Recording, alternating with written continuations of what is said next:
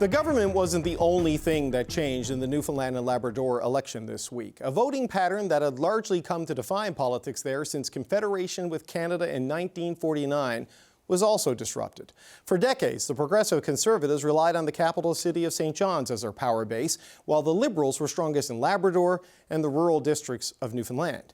But on Tuesday, that flipped. The Conservatives won most of the rural districts, and the Liberals dominated the seats in the capital city. I mean, just take a look at the island of Newfoundland, and you can see the scale of the PC win outlined there in blue.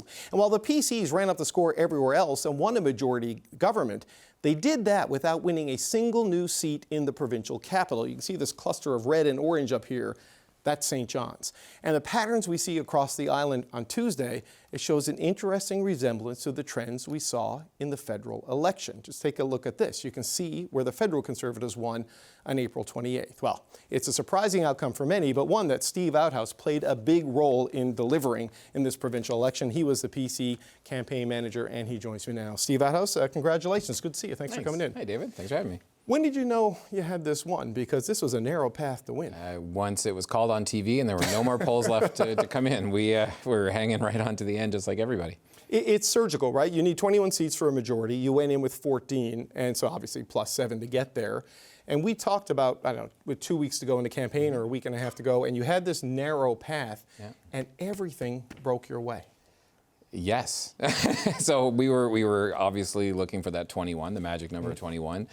It was a process, of just identifying the seats that were, we thought we had the best chance of flipping, be it between local candidates or broader trends like you've talked about and what happened at the federal level.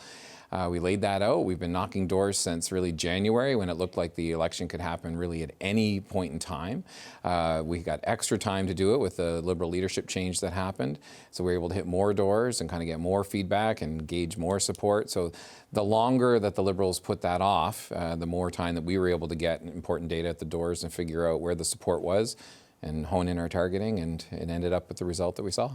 But was there a specific issue set? Because Tony Wakeham was on the show the other day. The Liberals wanted to run aggressively on the Memorandum of Understanding for the hydro deal with Quebec. You kind of took that off the table by saying, we're going to do a review, we're going to have a renegotiation potentially, and a referendum. The tactical choice there in doing that, what did that do for the campaign? We were a party without many funds, so we had very little research that we could do except the door-to-door information. And what we would hear from the folks that were out hitting the doors daily was this isn't coming up at the doors. Healthcare is coming up at the doors. Cost of living is coming up at the doors. Crime to an extent, sort of different places when there's a, like that was growing as well. So we developed our 3 pillars of the campaign: better healthcare, lower taxes, safer communities. And we just decided intentionally, yes, we needed to address the issue with the deal with Quebec. But really, our messaging day after day after day was dealing with those 3 pillars and talking about what we believe that people, and didn't just believe that people were talking about those things, that's what we were hearing at the doors. And so we turned that and we just said, well, this is going to be our path. We're going to stick with this messaging track, and we believe that that'll resonate with people, and then ultimately it's up to the voters. One of the real challenges in running an election in my home province is the data in the rural seats is bad. It is hard to get a clear sense of it, just different pockets of different seats. It can just swing the whole thing. And I know the Liberals suffered from this and it created a lot of blind spots.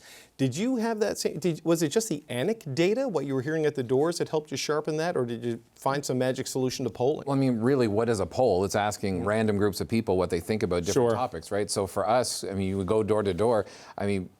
We'd see these polls come out, and it's incredibly frustrating because in the last week, frankly, garbage polls came out that were very frustrating because it seems more like a tactic, by other people to sort of, throw the bomb into our camp and say that support is swinging so wildly to the Liberals. And we're like, that's not what we're seeing. People would call in, they call into headquarters all the time. What's our polling look like? I was like, you are our polling. You are the ones, go talk to 100 more people in your district and find out what people care about. And consistently, we do our candidate calls, or I would talk to candidates one-on-one and say, what are you hearing at the doors? So it's not, it is anecdotal, but it's also, over time, that turns into legitimate data that you can then, get your message out on. Yeah, I mean, we're both from Atlantic Canada, right? And there's not a lot of polling companies in the region. Right. So you do get these central Canadian polling companies trying to barge into a smaller province and draw big conclusions on seat modeling. And you do see some of these projections. And if you have a connection with the local story, you're like, oh, there's just no way. Yeah. And that kind of seemed to be the thing. The polls, MQO, to their credit, had essentially a margin of error poll. And the gap at the end was like under 2,000 votes total, province-wide. Yes. But others suggested a flat-out Liberal majority government, and it wouldn't even be close. Yeah, when I saw the seat projection that was coming out, like we had, as you said, 14 seats going into it, and there was one from someone who I respect. I mean, it's not, this is someone who just plays around with this. No, it was their best effort. It was, but they had us potentially going down to 8. And I'm like, how are we dropping 6 seats? And they were talking about, they would need to win this seat in St. John's if they have any chance. And as you pointed out, we knew that was our weakest area going into this. And so our path to victory was outlined outside of St. John's, outside the overpass, as you know it's called. And they said, one seat of like Humber, Gross Mourne, that would be, if we were lucky enough to win that would be, us in majority territory, and like that's number 15 on our list. Of, you won that running away. Like that was your easiest Mike Guzny, target, right? Former mayor of Deer Lake, strong support and ground game team in place, so, there are the local stuff. You have to know the local scene. Yeah, my whole life, right? The townies were Tories, Baymen were Liberals. My dad was a townie, my mom was a Bayman.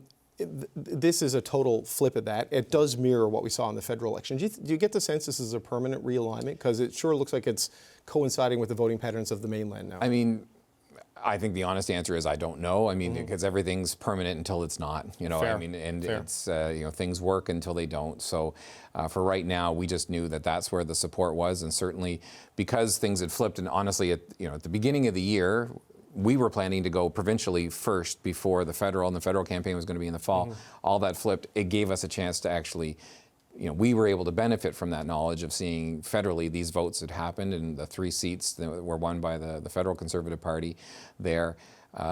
We were able to, again, apply that to our best guesses and our door-knocking efforts and getting people out there to test all that. So will it be permanent? I don't know, but it worked this time. But it gave you a data set and an issue set that you could work on because you knew it had resonated on April 28th. I'm just curious because when we first met, it was the last time the Progressive Conservatives were in power in Newfoundland and Labrador. You were working for the federal Conservatives. Danny Williams was the premier, and he was hitting you and your bosses with brickbats. And here now you go back. I was just curious, like, what is going through Steve Outhouse's mind as he finds himself running the party of Danny Williams, running their campaign to victory, with Williams kind of helping you on the sidelines, criticizing the Churchill Falls deal. It was, it's a full circle moment. There was, I mean, I did from time to time kind of go, oh, who would have thought that this would have been, we would have done this. I mean, I've had a good relationship with several in the provincial party, and of course there's some crossover and so on. So, I had the chance to meet Mr. Wakeham, a few years ago when he was getting ready to run for leadership and get involved.